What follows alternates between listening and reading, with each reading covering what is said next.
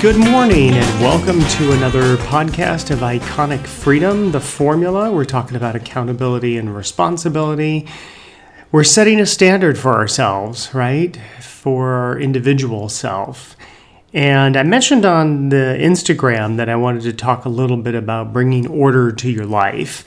I want to really kind of delve into this. I had a great experience, which once I tell the story, it'll be very interesting. People will be like, really? That's a great experience. But, you know, when things kind of seem like they go off the rails in life, for me, it always seems like the universe is bringing me an opportunity to kind of flex my muscle and to kind of work through some things, if indeed I need to work through it, or maybe it's just the ability to observe that, you know, having my life in order made this situation that appeared to work itself out pretty easily. So I want to talk a little bit about that today. When I talk about, you know, people that don't have their lives in order, you know, the way they're going to handle things, you know, they tend to see things as having a problem or there's an issue, and, you know, they go into being emotional and they panic, and, you know, rather than seeing it as I just have a situation that I need to attend to, no big deal. You know, something that I noticed about what I'm about to tell you is that, you know, my interactions were very smooth with the people that I had the opportunity to talk with and interact with. A lot of times what will happen is people will become very agitated because of the situation that they're in. And so then what happens is they start getting emotional, and then they start taking it out on the very people that they're wanting help from, right? And then they end up having a very unhappy experience with people, and they are very reactive themselves and not even realizing it. I mean, certainly you've seen people where, you know, the person behind the counter is as lovely as could be, but the customer, you know, just isn't managing themselves for whatever reason. A lot of times because they don't have order in their life and they don't have accountability and responsibility. And so, you know, they wind up lashing out at other people. Again, you know, the very people that, you know, they want help from, as it turns out. So the thing that happened was, so I was traveling and I had decided that I was going to, instead of leaving the night before, I was going to leave the morning of, from Sunday into Monday. So I had gone ahead and I scheduled an Uber, and thinking, you know, my plane doesn't leave until 5 a.m. and they don't start boarding until 4:30. And I had observed the Friday before that, you know, they start boarding, you know, at 4:30 for a 5 o'clock departure. You know, being there 2 hours early, not that big of a deal. Now, understood that sometimes you want to get there early because you never know what TSA is going to be like and all that kind of good stuff. So fortunately, a little bit of order in my life. I got onto TSA pre-check, and I've done that for the last 5+ years, and it makes it super easy when I'm traveling. And I'm doing a lot of traveling these days, which is kind of cool. So there's the first portion of it, is that, you know, I wanted to schedule a car, and I decided to schedule the car at 3:30 in the morning. So figuring it takes about 25 minutes to get to the airport, to Sky Harbor in Phoenix, and then I would have plenty of time to get through TSA and get to the gate by 4:30 a.m. when they start boarding the plane. So great, that is fantastic. And I'm going to bring up a couple of other backstory pieces that will all play into all of this other good stuff. But, you know, I've had my insurance with my car with State Farm. My gosh, for over 30 years, I've been with State Farm. Very reliable. You know, I can't say enough good things about it. Like a good neighbor, State Farm is there. Anyway, they really are. I mean, it made it very easy. And So one of the things that I thought was really great was, that I had those things in place. I had purchased a Halo Bolt that I keep in the back of my car for any such emergencies, tire pressure, battery, all that kind of good stuff. So I have these things that I have done in the past to take care of myself, to realize that, even when I was living in Scottsdale full time, and I had friends there and roommates that, in a pinch I could rely on, of course, but I was always self-reliant and independent and wanting to make sure that that was the endeavor. That's my accountability, that's my responsibility to self. Well, so Sunday night as I'm going to bed, I'm thinking, I hope this is going to work out in terms of the timing. Now I was starting to think it differently, that should I have scheduled it earlier for my Uber ride and, all those kinds of good things. Well, as it turned out, the driver texted me about 3 a.m., and I was already up at this point, and said, hey, I'm going to be a little bit early. I thought, well, how serendipitous is that? Because he'll arrive early and we'll boogie out of here and get to the airport, and I'll still have plenty of time, which I did. He was absolutely lovely. He got there at 3:15 in the morning. I jumped in the car. I didn't have any luggage. I just had brought my backpack with my laptop because I have all my clothes in Scottsdale as well as here in Texas. And so that made it for a very comfortable transition and transfer to the airport. He was very nice. We had a great conversation. And, I look forward to the next time I'm in Scottsdale and I need an Uber. I'm going to reach out to this guy. So I get into DFW and, they're dropping you at one gate. So when you get out, you got to kind of figure it out, how to get to these other gates and how to get to parking. And this was my first time flying into DFW where I had to pick up my car. Super easy. Again, just having worked at the airport in the past, I can pretty much navigate these things. Got on to what they called I think they call it the Starlink, which I thought was interesting. It's very, Star Wars, and it was just, I don't know, it was very funny to me. So got on to that, got out, got to the point where I found my car, went into the garage, and I'm walking around, how you hit your button on your fob so that you can find your car. Well, that's what I was doing. And interestingly enough, it wasn't working. And I thought, I know I'm in the right spot. I know it. And I had taken a picture. Here we go. Having taken care of things on the front end, I took a picture of the location of where the car was, what gate it was at, what level it was at. And I left that in my phone. So I looked it up and I thought, well, I'm in the right spot. I didn't walk far enough. And it turns out I get to my car and apparently the battery is dead, which is a little shocking because I had just had it replaced last May.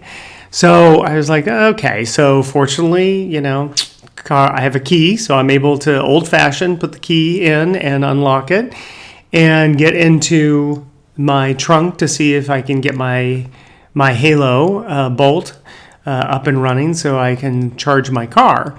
Well, that didn't work. And so, I called my friend Dan and I just said, hey, I just want to make sure that, I've got this thing connected correctly. And he's like, yep, sounds like you did. And, he was headed off into a meeting. I said, well, that's all I needed. Just wanted to confirm with somebody.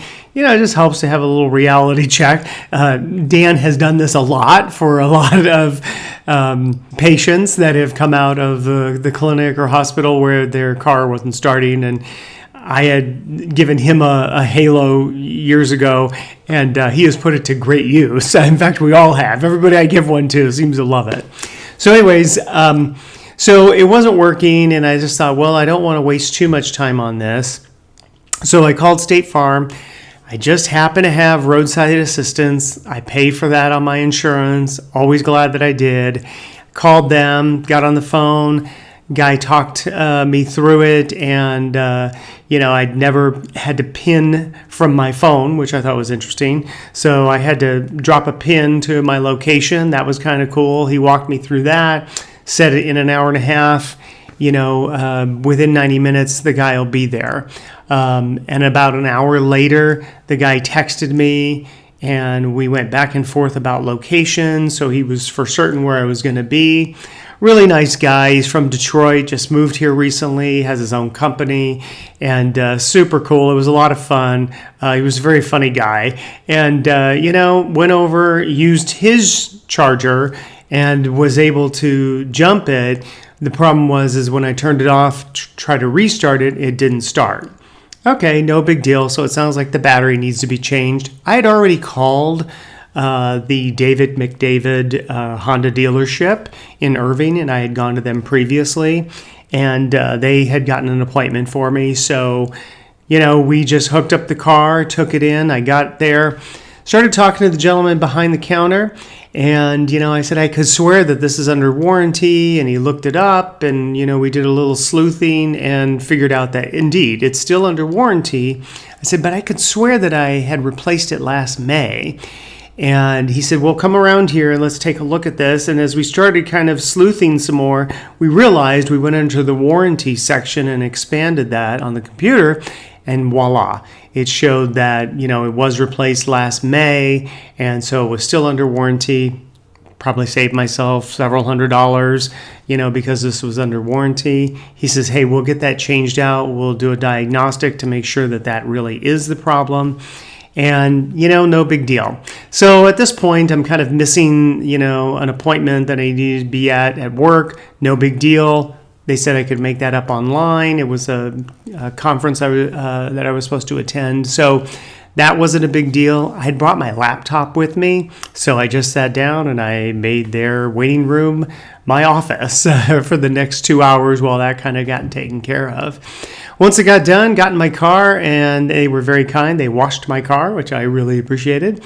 And on my way I went. I got to work, obviously, towards the end of the day because I didn't get into town until close to 9:30 in the morning. And by the time all of this shenanigans got done, it was 3:30 in the afternoon. So I was at work around 4 o'clock. No big deal. Still worked out. I still managed to get to work, did a few things, and then brought myself home. What is so remarkable about that whole situation? And then I want to talk about is this idea of having order in your life. Nothing magical happened to me that day. I always say to people that it always works out, and it does. But what is after that phrase? It always works out. And what's after that phrase is I have made choices up until that moment to bring order to my life, to make sure that I've taken care of the things that I need to take care of, right?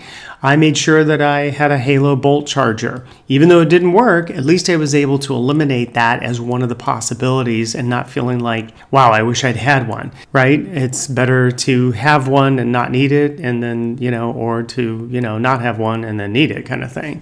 But I'd also set up my insurance in a way that I knew that, if I ever needed roadside assistance, that was part of what I had put on my insurance. How I managed myself throughout the entire experience. I wasn't agitated, a situation appeared, I needed to take care of it. It wasn't an issue.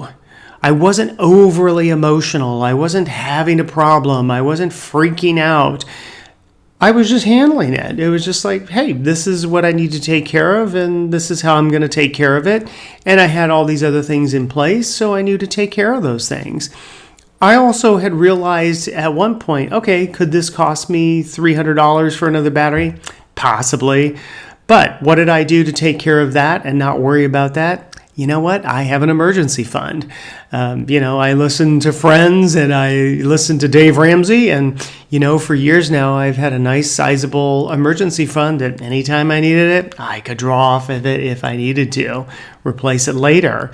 So it was one of the things that I realized at the end of my day was having brought order to my life made it possible that I actually enjoyed the experience. I enjoyed the experience with the gentleman from State Farm, with the gentleman who was the tow truck guy, and then the gentleman that was at David McDavid, the Honda dealership.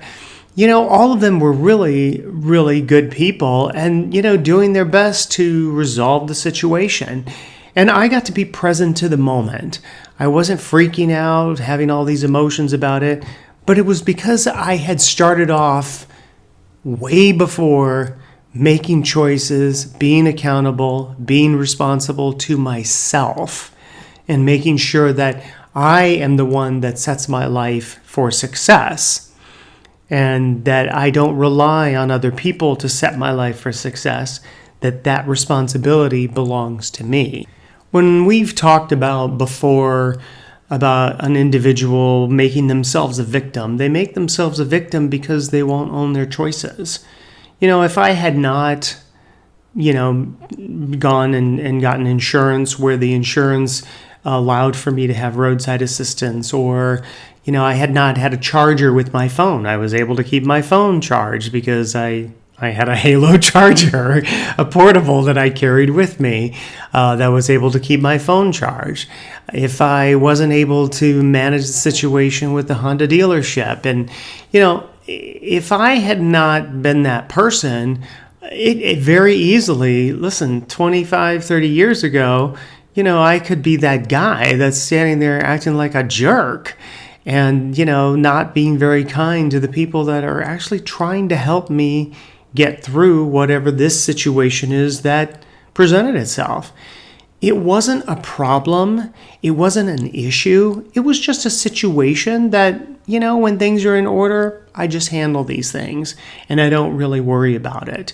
We make ourselves a victim when we don't want to own our choices. If I had not done those things as a responsible person, I still would have owned my choice. Well, you know what, Greg? You didn't get roadside assistance, so fortunately you have an emergency fund and you'd be able to pay for a tow. You didn't have a warranty on the battery, so fortunately you have an emergency fund and you'll be able to take care of the battery, and you'll replace all that stuff when you can. Now, if I didn't have roadside assistance, if I didn't have the dollars for the battery and all these other good things, well, then what else would I be looking at? Well, I'd be looking at maybe I would have to use my credit card, and I would take care of that and then just pay that off when I needed to. But I was always thinking to myself that, I had made choices to be prepared. And I think that's the biggest thing, is being prepared in your life. And you're prepared when you have order to your life. And when you bring order to your life, you're able to be accountable and responsible to yourself. I'm not burdening other people with issues and problems. I have situations that I'm just taking care of, just matter-of-factly. And when people heard that, I had a battery problem or whatever, they were like, oh my gosh, it's so bad. I said, nah, it was easy. Took care of it, back on the road, not worried at all. So now I have a new battery and I have a couple of, new tires, and, over the last year and a half, I've got a new starter and some new brakes. And so that's how it goes.